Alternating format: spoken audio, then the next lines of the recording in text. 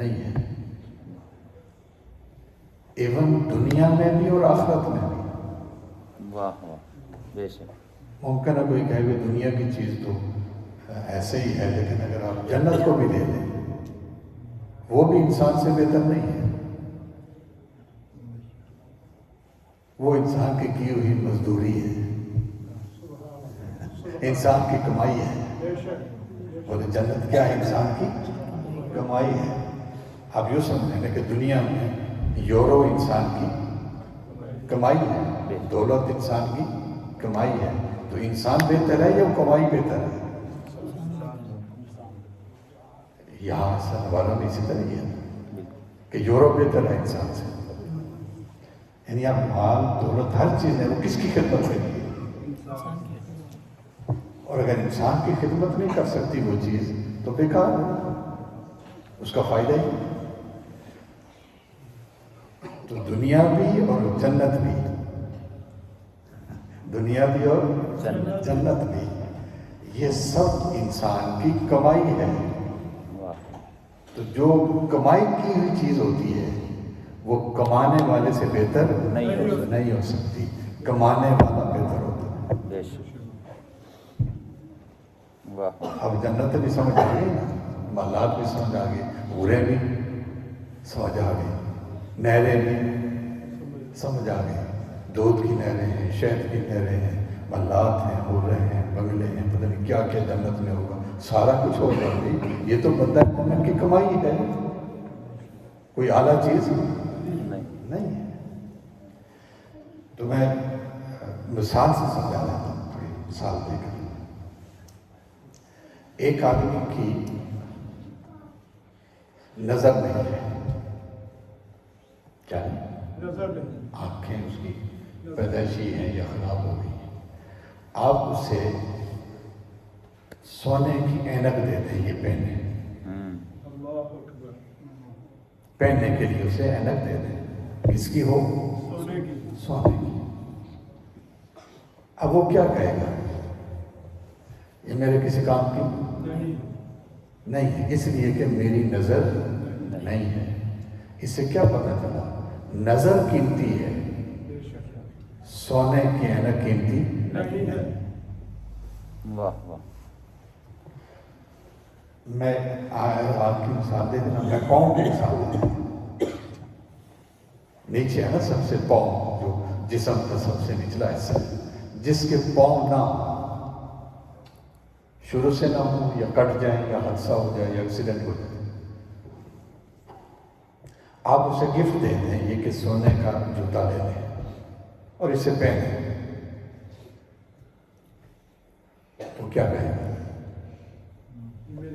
میرے کسی کام کا اب اس سے کیا پتہ چلا کہ سونے کا جوتا قیمتی نہیں ہے؟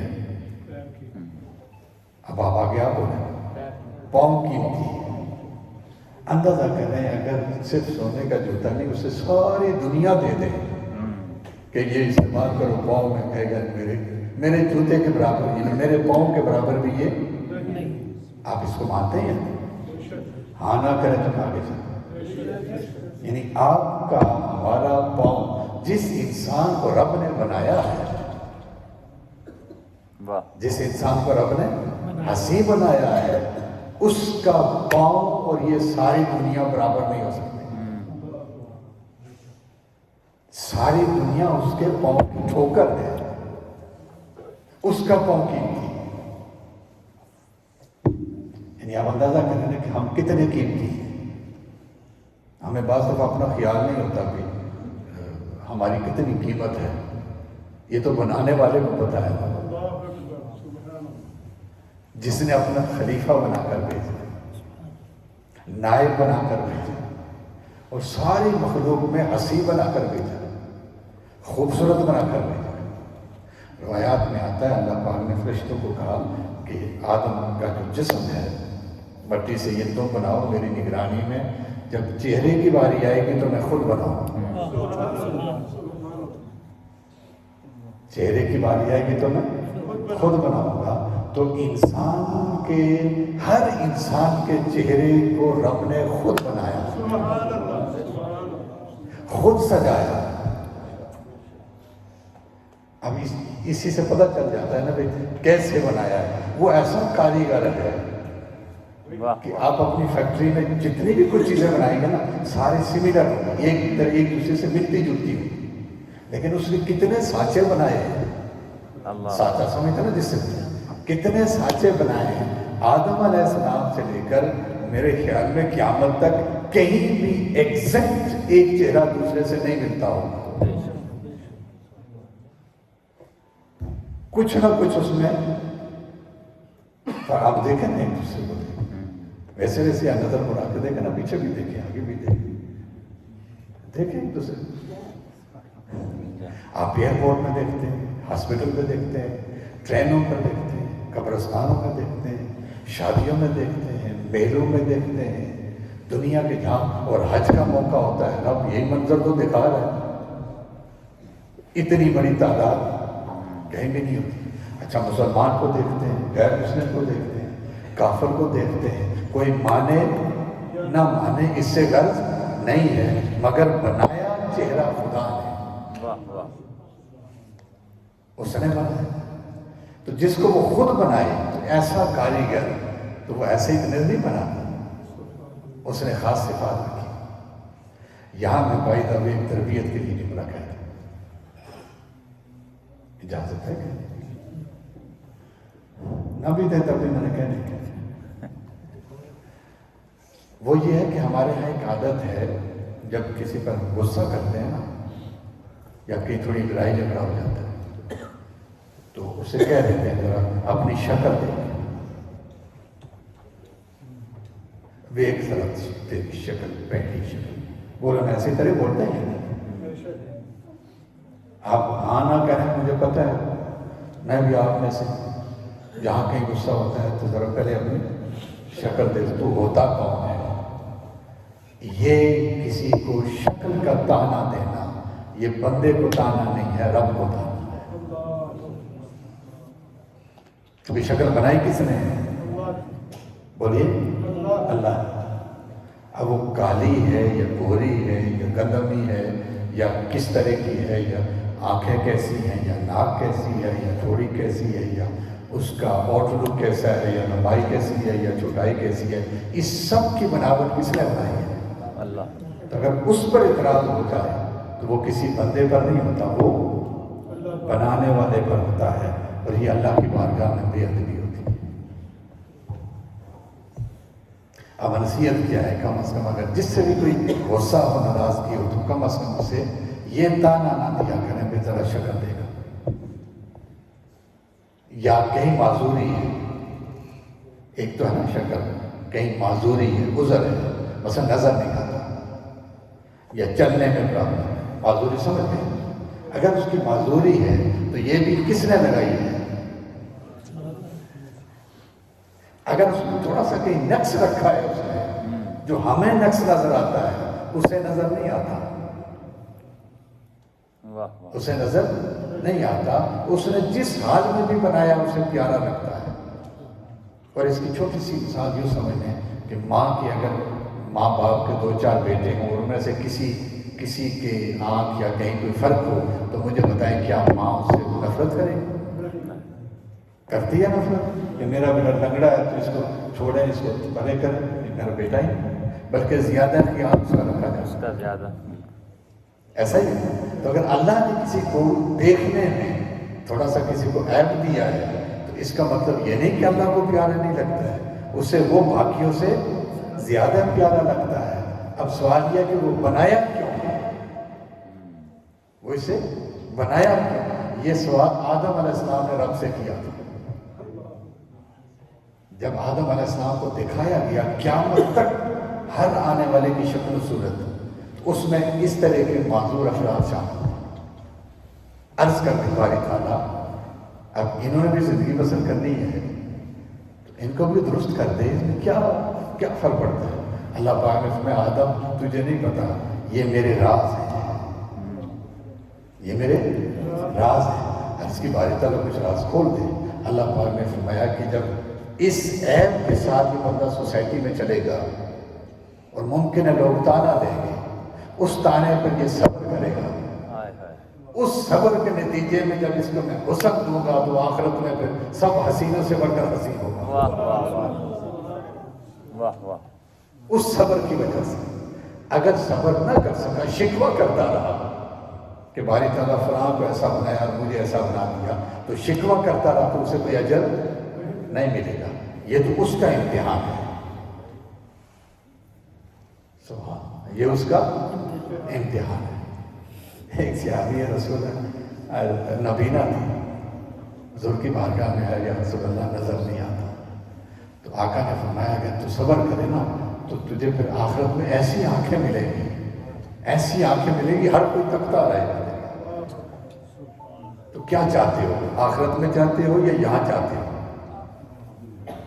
انہوں نے عرض کیا رسول اللہ میں یہی چاہتا ہوں. کیا چاہتا ہوں؟ اب ان سے وجہ پوچھی کہ کیوں یہی چاہتے ہیں؟ کہتے ہیں آخرت میں دیکھا جائے گا کیا ہوتا ہے کیا نہیں ہوتا، ذرا نظر مل جائے میں مصطفیٰ کو دیکھتا ہوں.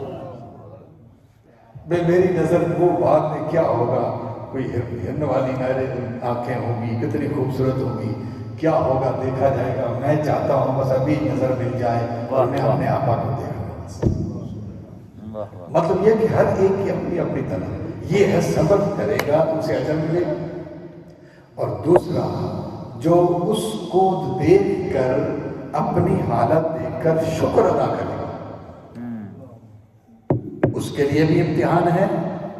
اور جس کو اچھی بناوٹ دے دی اس کے لیے بھی امتحان ہے کہ اس کو دیکھ کر، اس کی معذوری دیکھ کر، اس کا بظاہر عیب دیکھ کر اللہ کا ہر وقت شکر ادا کرے گا کہ مولا تیرا شکر ہے تو نے مجھے یہ معذوری سے بچا دیا. اللہ اکبر. تو جتنا شکر ادا کرے گا اتنا اسے اور اجر ملتا ہے. یہ اس کے راز ہے کہ کس کو کیا دیتا ہے، کس کو نہیں دیتا. یہ سب اس کی تقسیم ہے.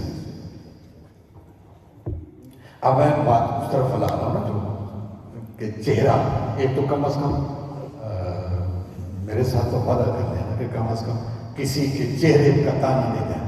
انشاءاللہ. وہ دیکھ ذرا شکل پہلے دیکھا. ہماری لائف کا جملہ یہ ہوتا ہے، تو ہوتا کون؟ کیا ہوتا تو ہوتا کون ہے؟ تو میں کون ہوں؟ دونوں اسی نطفے سے، جس سے میں ہوں اسی سے تو ہے. اور کسی کو تانا دینا تو ہوتا کون ہے، غلط بات.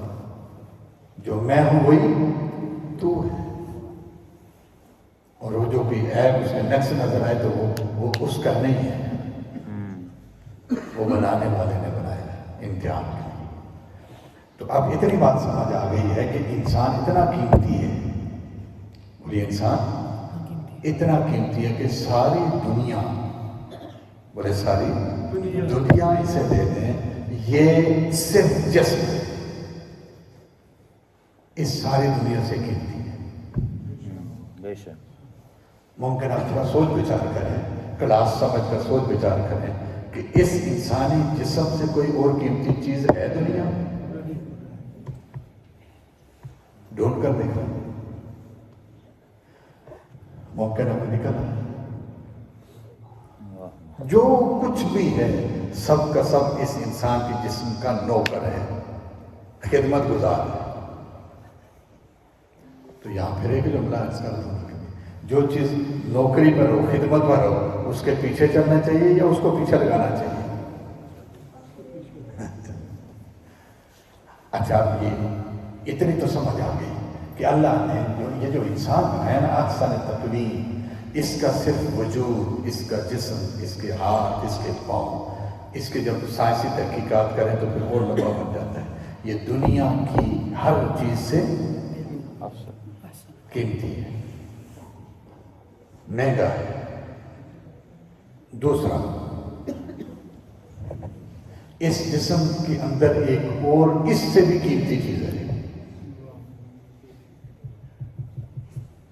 جس نے اس جسم کو قیمتی بنایا ہے. وہ کیا ہو سکتی ہے؟ جی کوئی بولے شاہ، وہ کیا ہے؟ روح ہے. روح نے اس جسم کو قیمتی بنایا ساری دنیا کے کام. اب جب وہ تھوڑی سی سائڈ پر ہو جائے، ختم نہیں ہوتی، سائڈ پر ہوتی ہے. اب اس جسم کے لیے کھانا بھی، پینا بھی، رہائش بھی، بنگلے بھی، کوٹھیاں بھی، اس میں سے کسی کام کی؟ تو کیا پتہ چلا کہ جسم مہنگا ہے، دنیا ساری سستی ہے. پھر جسم سستا ہے، روح اس سے مہنگا. یہ ترتیب نکال. ساری دنیا دیکھ لی، اس سے مہنگا کیا ہے؟ انسان کا جسم. اور جسم سے مہنگا کیا ہے؟ روح. چونکہ روح نہیں تو ساری دنیا ختم. اب روح پھر دو قسمیں ہو جاتی ہیں. اس کی روح کی دو قسمیں ہوتی ہیں. ایک بنانے والے کو مانتی ہے، سادہ جملہ کا. ایک جو بنا رہا ہے نا، بنا رہا ہے، جس نے بنایا ہے اسے مانتی ہے، اور ایک اپنے بنانے والے کو مانتی نہیں. روح اعلان کرتی ہے، چونکہ جسم نہیں اعلان کرتا، روح اعلان کرتی ہے. یہ جو ہم کہتے ہیں نا، اقرار باللسان و تصدیق بالقلب، زبان سے لا الہ کہنا، تو اگر روح نکل گئی تو زبان سے کہہ سکیں گے؟ نہیں. یہ روح کلوا رہی ہے. تو جسم کے مقابلے میں قیمتی چیز کیا ہوئی؟ روح. اور روح تو ہر کسی کی، انسانوں میں سے، ان میں سے قیمتی چیز کون سی بنی؟ جو اپنے بنانے والے کو مان لے. خود مانے یا کسی کے کہنے پر مانے. خود مانے لا الہ الا اللہ ہے، اور کسی کے کہنے پر مانے محمد رسول اللہ ہے. اتنا سا جملہ کہتے ہیں کہ میرا بنانے والا کوئی ہے، میرا سجانے والا کوئی ہے، مجھے بھیجنے والا کوئی ہے، میرے لیے یہ برتن بنانے والا کوئی ہے. کیونکہ جسم برتن ہے، روح اس کا نور ہے. اس نور کا برتن جسم ہے. تو وہ ایمان لاتا ہے کہ یہ جسم بنانے والا بھی کوئی ہے، اس میں روح کو ڈالنے والا بھی کوئی ہے، اور میں بھی کسی کے پاس ہوتی تھی. یہ روح کیا کہتی ہے؟ میں بھی کسی کے پاس ہوتی تھی. الستو بربکم، میں بھی کسی سے باتیں کرتی تھی، میں بھی کسی کی قربت میں تھی، میں بھی کسی کے انوار میں تھی، میں بھی کسی کے تجلیات میں تھی، اور میں بھی کسی کی رحمت کی گود میں تھی. اس نے مجھے بھیجا ہے اس برتن میں. جب وہ یہ مان لیتی ہے کہ میرا کوئی ہے، اور بتایا کس نے ہے؟ مصطفیٰ نے. جب مصطفیٰ کے کہنے پر مان لیتی ہے تو اس روح کو مومن روح کہتے ہیں. واہ واہ واہ، ماشاء اللہ، واہ واہ. کیا کہتے ہیں؟ مومن روح. اب صرف روح قیمتی نہیں ہے، یہ درجے بڑھتے جا رہے ہیں نا. ساری دنیا کو سامنے رکھا، اس کے مقابلے میں کیا ہے؟ جسم. اور جسم کو سامنے رکھا، اس کے مقابلے میں کیا ہے؟ روح. ساری ارواح کو سامنے رکھا، اس کے مقابلے میں کیا ہے؟ ایمان والی روح، یعنی مومن روح، جو اپنے خالق و مالک کو مانتی ہے. اب جب یہ مانتی ہے تو تمام انسانوں سے، دنیا سے تو پہلے ہی جسم ہی بہتر ہے نا. ایمان کہاں پر کتنا قیمتی ہو گیا، سمجھ رہے ہیں؟ ایمان کی قیمت کیا ہو گئی؟ آپ کا کیا کون ہے وزیر اعظم؟ جی وہ کاکڑ نے چھپیا تھا کہ فرانس اٹلی دی گل جی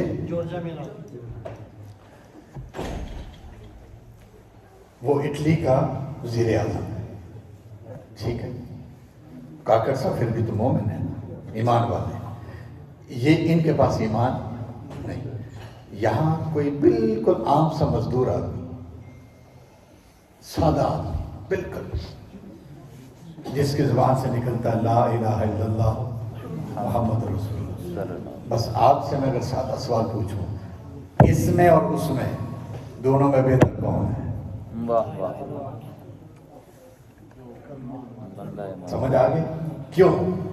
اس کی اپنی وجہ سے نہیں، دولت کی وجہ سے نہیں، عہدے کی وجہ سے نہیں، منصب کی وجہ سے نہیں، کسی اپنے خوبی کمال کی وجہ سے نہیں، کوئی تعلیم کی وجہ سے نہیں، اور کوئی وجہ ہے ہی نہیں۔ وہ ممکن ہے ہر لحاظ سے بہتر ہو، مال میں بھی بہتر ہو، وزیر اعظم جو ہے حکومت میں بھی بہتر ہو، اعلیٰ سے اعلیٰ درجہ ہو، مگر ایک سادہ آدمی کی زبان پر کیا جملہ ہے؟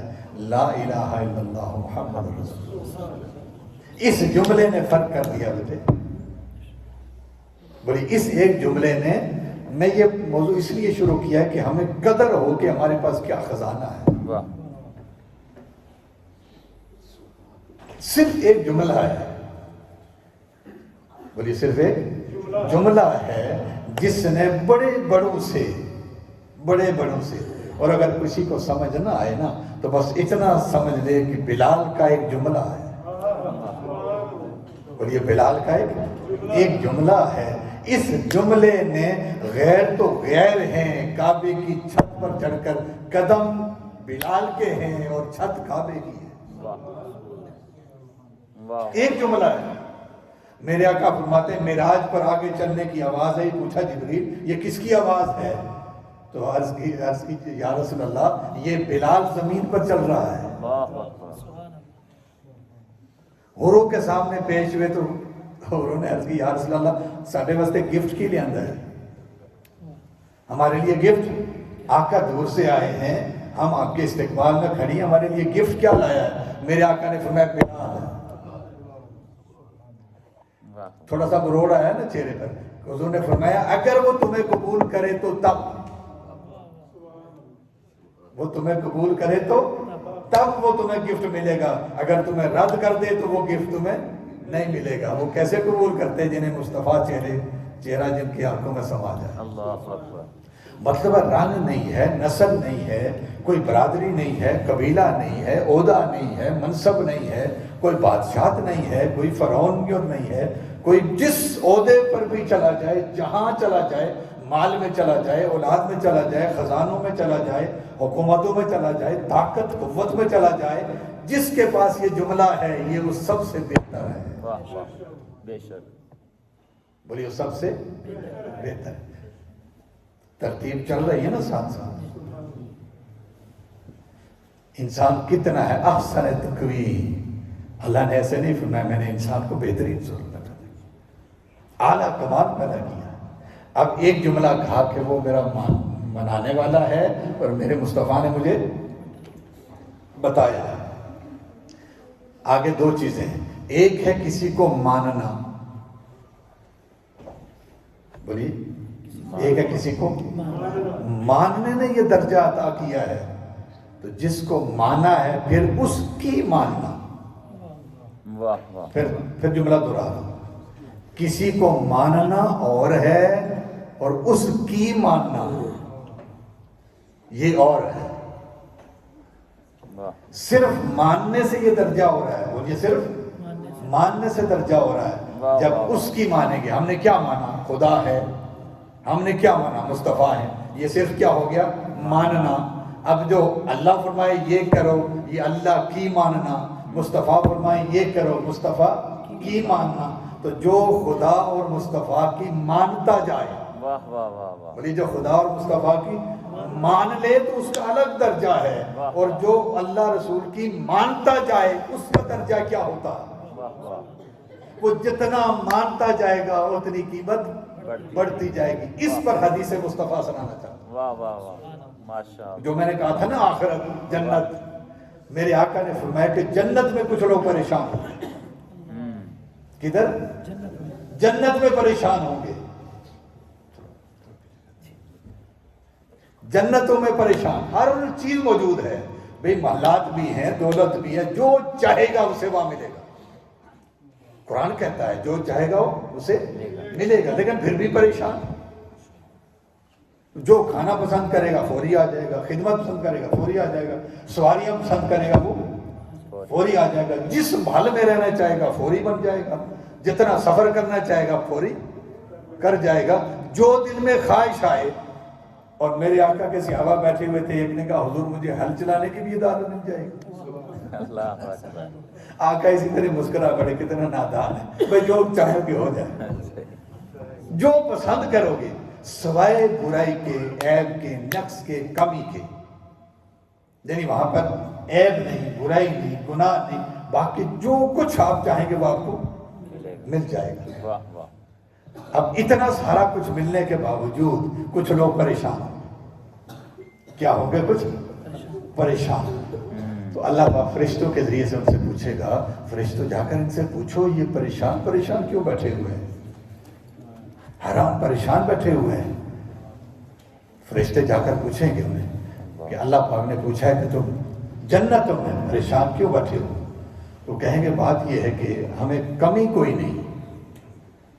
کیا کہیں گے؟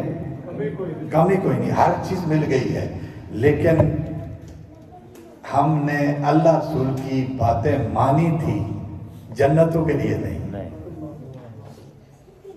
بولیے جنتوں کے لیے نہیں، چونکہ جنتیں نیچے ہیں، جو ہم نے محنت کی ہے اس کی اجرت زیادہ ہے۔ ہم سستی چیز لے کر راضی نہیں ہوں گے۔ واہ واہ، یہ تو ہماری خریدی ہوئی ہے نا۔ کیسے خریدی ہوئی ہے؟ میں بالکل ایک سادہ سے جملہ بتا دیتا ہوں۔ حضور علیہ السلام نے جو مسجد سے کوئی کچرا پڑا ہو نا، ٹکڑا، یہ اٹھا لے تو وہ اس کے لیے حور کا مہر ادا ہو جاتا ہے۔ ایک اٹھا لے تو حور اسے مل جائے گی۔ اب اس کا مطلب سارے آ کر لگے رہے بھی حوریں لینی ہے، کچرے اٹھائے۔ مسجد میں ایسی چیز نہ رہی۔ مطلب یہ ہے کہ چھوٹا سا عمل، بولیے چھوٹا سا عمل ہے تو حوریں مل رہی ہیں، ملات مل رہے ہیں، تو وہ ان کا سوال یہ ہوگا باری تعالیٰ فرشتوں، بات یہ کہ یہ سارا کچھ ہے، اللہ کی نعمتیں ہیں، اللہ نے عطا کی ہیں، مگر یہ ہمارا معاوضہ نہیں ہے، یہ ہمارا معاوضہ نہیں ہے، ہماری اجرت نہیں ہے، ہم نے محنت زیادہ کی ہے، یہ تھوڑی ہے، اس کی قیمت ہمارے سامنے کچھ نہیں ہے، اس لیے ہم یہ دیکھ کر یا ان میں بیٹھ کر خوشی محسوس نہیں کرتے۔ تو فرشتے پھر جا کر عرض کریں کہ باری تعالیٰ وہ اس جنت سے خوشی نہیں ہے۔ پھر بھیجا، پھر جا کر پوچھا وہ کس بات سے خوش ہوں گے؟ اس وقت ان جنتیوں نے کہا جو ہماری صحیح اجرت بنتی ہے، جب وہ مل جائے تو پھر ہمیں خوشی ہوگی۔ پوچھا کیا ہے؟ وجہ اللہ۔ بھئی کون سی ایسی چیز تمہیں چاہیے جو تم سے بہتر ہو؟ بولیے تم سے بہتر ہو۔ دیکھیں محنت بندہ کر کے نا، اگر اسے پورا مہینہ محنت کرے، اسے 10 یورو پکڑا دیں، اسے تو کوئی خوشی نہیں ہے نا۔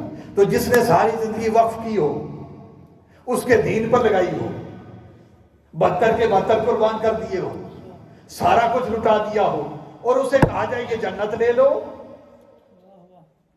جن کے قدموں پر جنتیں قربان ہوتی ہیں وہ جنت لے کر خوش ہوں گے۔ تو جو سب کچھ اس کی مان کر اپنی سوچ، اپنی فکر، اپنا خیال، ہر کچھ اس کی سوچ میں گم کر دیتے ہیں، اپنی زندگی فنا کر دیتے ہیں، اس کی رضا پر راضی رہتے ہیں، جب سب کچھ دے دیتے ہیں تو وہ کہتے ہیں جب تک وہ نہ ملے باقی کوئی چیز ہمارا معاوضہ پورا نہیں کرتا۔ اللہ اکبر، اللہ اکبر۔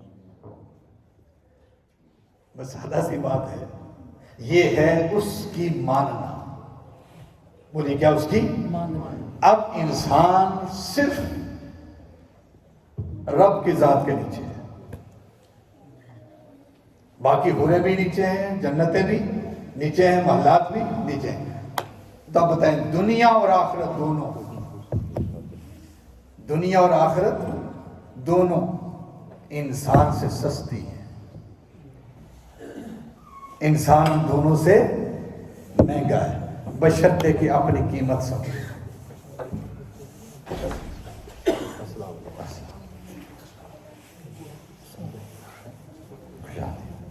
کیا سمجھے؟ اپنی قیمت بڑھائے، جتنا بڑھاتا جائے گا اتنی اس کی ویلیو بڑھتی جائے گی۔ تو اب پھر دوبارہ ریپیٹ کر رہا ہوں، اس ساری دنیا سے قیمتی چیز کیا ہے؟ انسان کا جسم۔ انسان کے جسم سے قیمتی چیز کیا ہے؟ روح۔ اور روح میں سے پھر کون سی روح قیمتی ہے؟ اسے کیا جملہ کہیں گے؟ ایمان۔ اب ہم اس نتیجے پر پہنچے کہ اس کائنات میں دنیا اور آخرت میں سب سے قیمتی چیز ہے ایمان. کیا ہوگا؟ سادہ سی بات ہے، اس میں کوئی مشکل بات نہیں ہے. دنیا ساری نیچے رہ گئی ہے، آخرت بھی نیچے رہ گئی ہے، ایمان ہے. اب ایمان اتنا قیمتی ہے تو سچ بتائیں، جب قیمتی چیز کوئی پاس ہو، پتہ چل جائے میرے پاس کیا قیمتی ہے، تو بندہ اس کی حفاظت کرتا ہے. اور اگر پتہ ہی نہ ہوا میں کتنا قیمتی ہوں، پھر اس کی قدر بھی نہیں ہوتی. اس وقت ہماری حالت ایسی ہے کہ ہمیں پتہ ہی نہیں ہے کہ میرے جسم کی قیمت کیا ہے، میری روح کی قیمت کیا ہے، اور میری ایمان کی قیمت کیا ہے. اگر جسم کی قیمت ہی پتہ چل جائے نا تو ساری دنیا سستی ہے، جنہوں میرا جسم مہنگا ہے. پھر جسم سے روح مہنگی ہے، روح سے ایمان والی روح، ایمان. اب ایمان کا جب پتہ چل گیا، آپ پتہ نا پاکستان میں جاتے ہیں، آس پاس کہیں جاتے ہیں تو کچھ قیمتی چیز ہوتی ہے نا. اب اس کی میں مثال دے دیتا ہوں. پہچان کیسے ہوتی ہے؟ بہت سادہ طریقے سے، بالکل آسان سمجھ جائیں گے. آپ کے پاس 10 یورو ہے. کتنے؟ 10 یورو. پاکستان میں آپ کسی دیہات میں چلے جاتے ہیں، پنڈ میں، گاؤں میں، اور وہاں ایک بڑھیا کو دیتے ہیں، بڑھی اماں، یہ 10 یورو کا نوٹ ہے اور یہ 100 یورو کا، 100 روپے کا. کتنا ہے؟ یہ 100 روپے کا اور یہ 10 کا. تو 10 کڑا لینا ہے. مجھے بتائیں کہ بڑھیا کو کیا مسا دے گی؟ اب پتر 10 تک ہی بنے گا. 100 والا دے دیں. کیوں لے گی 100 والا؟ اس سے 10 کی قیمت کا پتہ. اس 10 میں کتنے 100 ہیں؟ صاحب لگا کر بتائیں. 30 نوٹ ہیں. نہیں 10. اچھا، اللہ اکبر. تو کتنے ہو گئے؟ 30 نوٹ ہیں ایک 10 کے اندر، اور وہ صرف ایک ہے. وہ ایک کیوں لے گی؟ اسے پہچان اسی کی ہے. بولیے، اسے پہچان اسی کی ہے. وہ کہے گی پتر ہے 100 اور 10 تو کی کرنا ہے، لیکن اس کے پتہ نہیں کہ اندر کیا ہے.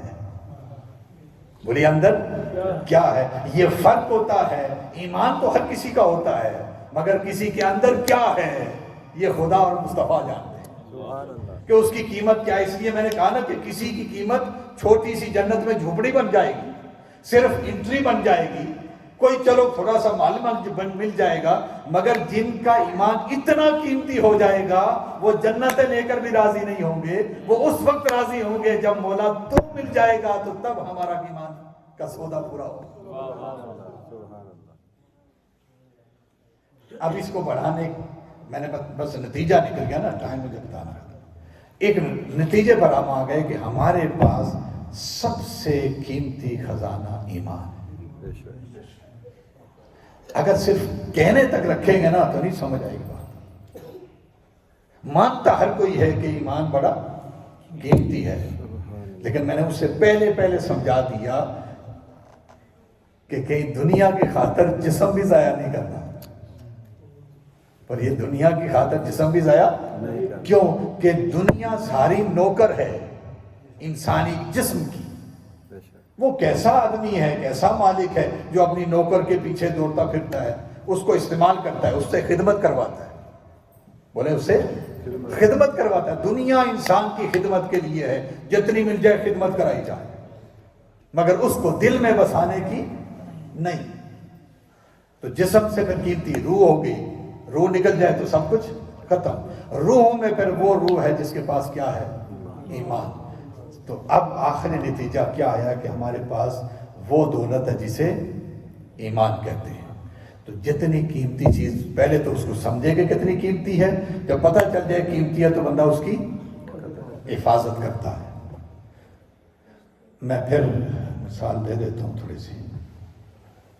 جب آپ یہاں سے کہیں پاکستان جاتے ہیں تو یورو وغیرہ جتنے بھی جیب میں ہوتے ہیں، یا جب تنخواہ ملتی ہے تو اس کو کس جیب میں ڈالتے ہیں؟ میں نے بٹن کھول دی ہے. اندر والے اندر والی نہیں، یہ دل کے اوپر جیب بنی. پتہ نہیں کس درزی کو خیال آیا کہ جیب بھی دل کے اوپر دل کی طرف بنائی ہے. ہمیشہ اس طرح ڈالتے ہیں. اور جن کے یہاں ہوتے ہیں ان کے چوری بھی کم ہوتے ہیں. جو سائڈوں پر ڈال دیتے ہیں نا ان کے لیے خطرہ ہوتا ہے. تو لہٰذا قیمتی چیز کو ہمیشہ سینے لگائے رکھیں. جب ایمان اتنا قیمتی ہے تو ہمیشہ دلوں میں سجا رہے، اس کی حفاظت دلوں میں رہے. کیوں کہ ہر قیمتی چیز کا دشمن ہے. بولیے ہر قیمتی چیز کا کوئی نہ کوئی لٹیرا ہے، کوئی اسے چھیننا چاہتا ہے. بھئی آپ کی جیب ہی خالی ہے تو کیا چھینے گا؟ جب جیب بھری ہوئی ہے تو وہ یہاں سے نظر رکھے گا. ملک سمجھ ٹھیک ہے نا؟ وہ یہاں سے رابطے کرے گا. فلاں آدمی آ رہا ہے، اس فلائٹ میں آ رہا ہے، اس جگہ جا رہا ہے، فلاں ٹیکسی آ رہی ہے، اس کو راستے میں پکڑ لیا جاتا ہے، حادثہ ہو جاتا ہے، اس سے قیمتی چیز چھین لی جاتی ہے. بھئی اس سے اگر پتا ہو کہ بندہ ہی خالی جیب آ رہا ہے، اس کے لیے رابطے کرنے کی ضرورت نہیں ہے، کسی کو کہنے کی ضرورت نہیں ہے، کس ٹائم کہاں سے گزرے گا کہنے کی ضرورت نہیں ہے. بھئی پتہ چل جائے نا اس کے پاس کچھ ہے اور چھیننا ہے، اس کے لیے وہ انتظام کرے گا. کیونکہ ہر قیمتی چیز کے چھیننے کے لیے کوئی نہ کوئی چور ڈاکو لٹیرا موجود ہوتا ہے. تو ایمان جب سب سے قیمتی چیز ہے تو اس کا بھی ایک ڈاکو ہے، اس کا بھی یہ چور ہے جو ہر وقت لگا رہتا ہے میں اس کے خزانے کو چھین لوں. اسے شیطان کہتے ہیں. بولے اسے آپ لوگ محفوظ نہیں ہیں، خطرے میں ہے ہر وقت. اور جب پتہ چل جائے کہ کوئی دشمن ہے تو پھر بندہ اس کے لیے سیفٹی کا انتظام کرتا ہے. بچانا، بولیے کیا بچانا بھی ہے. اور میں اس پر بات ختم کروں گا. ایمان جب قیمتی ہے، سمجھ آ گئی، چور ڈاکو کا پتہ چل گیا، اس کے حربے ہیں، اس کے طریقے ہیں، اس کے ایجنٹ ہیں، اس کے قبیلے ہیں. قرآن کہتا ہے اس کے قبیلے ہیں، اس کے خاندان ہیں. میرے آقا نے فرمایا وہ انسان کی رگوں میں چلتا ہے، وسوسے ڈالتا ہے، سوچیں بدل دیتا ہے، حالات بدل دیتا ہے. اس نے رب سے اجازت لے کر رکھی ہے کہ میں ان سب کو لوٹوں گا. رب نے فرمایا جا تو کر کام اپنا، مگر جو میرے ہوں گے ان کا خزانہ لوٹ نہیں سکے گا. جن کے خزانوں پر میرے رب کا پہرا لگ جائے گا انہیں تو لوٹ نہیں سکے گا. ان کی سیکیورٹی بڑی مضبوط ہوگی، انہیں مصطفیٰ کی نگاہ حفاظت کر رہی ہوگی، میرا کرم ان کی حفاظت کر رہا ہوگا. شیطان تو جتنا بھی زور لگائے گا، مخلصین جن کی حفاظت میں کروں گا وہ تو ان کو لوٹ نہیں سکے گا. مگر لوٹنے کی اجازت جا تو کر اپنا کام. اس نے کہا میں سب کو اغوا کروں گا، راستے سے بہکاؤں گا، دور لے جاؤں گا، ایمان کے خزانے چھینوں گا. تو باری تعالیٰ جب لٹیرا پیدا کیا ہے تو ہماری حفاظت کا بھی کوئی طریقہ کر دے. 5 طریقے ہیں. اس پر میں اجازت چاہوں گا بات ختم کر دیں. کتنے؟ 5 طریقے ہیں ایمان کو بچانے کے اور ایمان کو بڑھانے کے. تو جو رکھنی ہے 5 طریقے ہیں ایمان کو بچانے کے اور بڑھانے کے. سب سے پہلا وہ رب کی ذات ہے. کون ہے؟ رب، جس نے سارا کچھ عطا کیا. نمبر 2 رسول کی ذات ہے، جس نے اس کا پتہ بتایا. نمبر 3 اس کا قرآن ہے جو اللہ نے اپنے محبوب سے باتیں کی ہیں انسانیت کی رہنمائی کے لیے. 3 پر ہمارا بڑا زور رہتا ہے. 4 اور 5 بہت خاص ہے.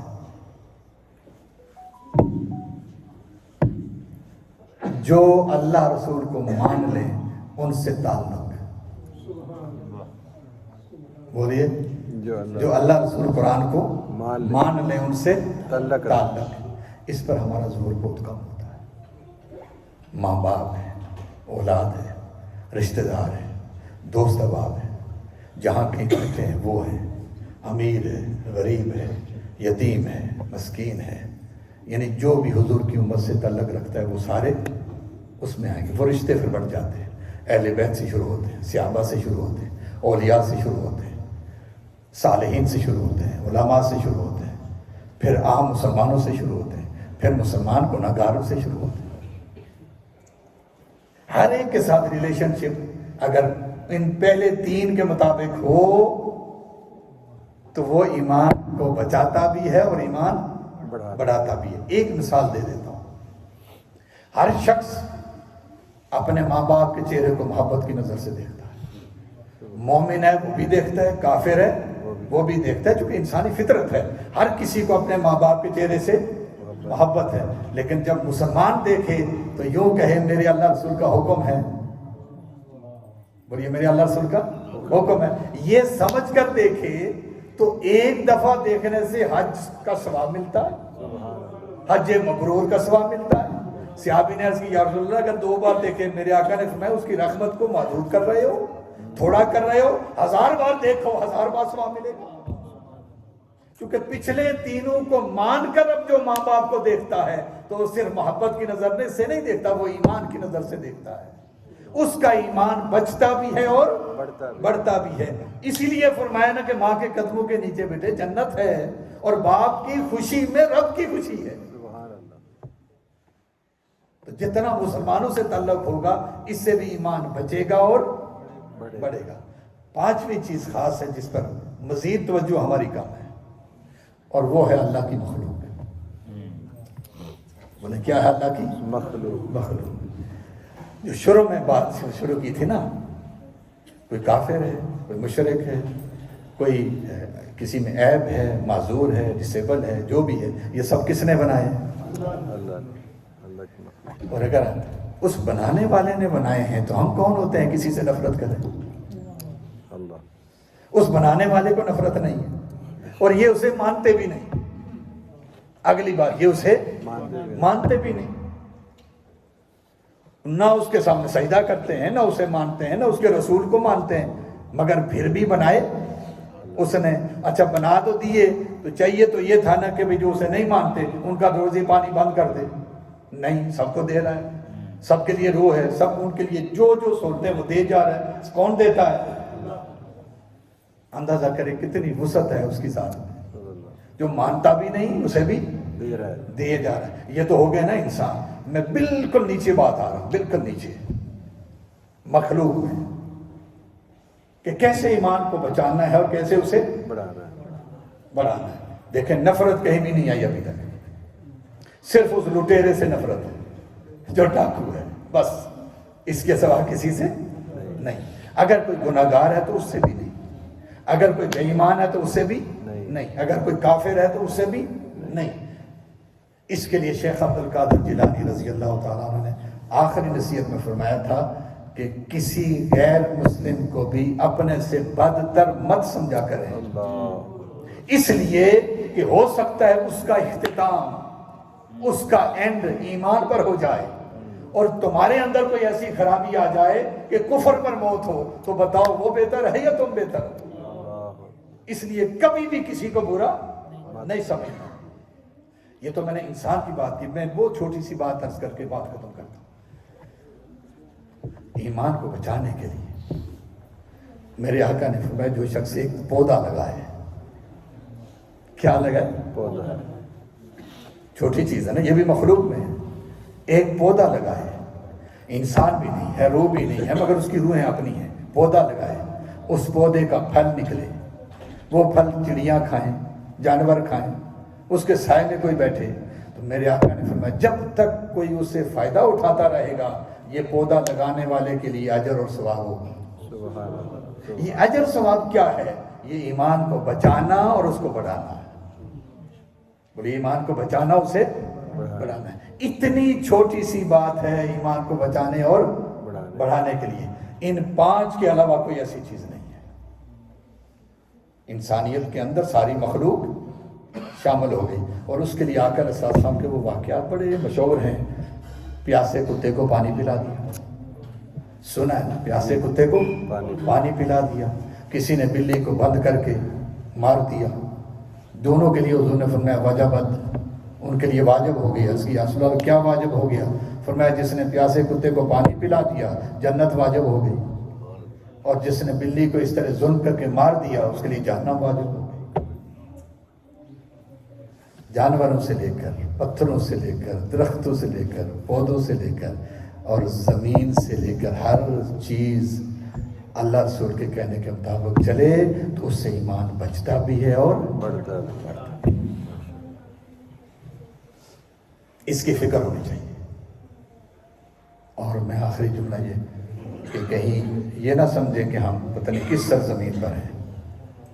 یہ سرزمین مصطفیٰ کی سجدہ گاہ ہے. سبحان اللہ. اس کا کوئی تعلق نہیں ہے کہ یہ اٹلی کی ہے یا فرانس کی ہے یا یورپ کی ہے یا امریکہ کی ہے. اس کائنات کی زمین کا ایک ایک ٹکڑا مصطفیٰ کی سجدہ گاہ ہے. کیا ایک ایک ٹکڑا سجدہ گاہ ہے. تو آپ کبھی بھی یہ خیال نہ کریں بھئی یہ تو ان کا ہے جانے دو جی, کیا فرق پڑ, چلتے چلتے دو چار پودے پاؤں کے نیچے مسل کر کیڑا ساڑا ہے جی. نہیں, آپ اپنے ایمان کا نقصان کرتے جائیں.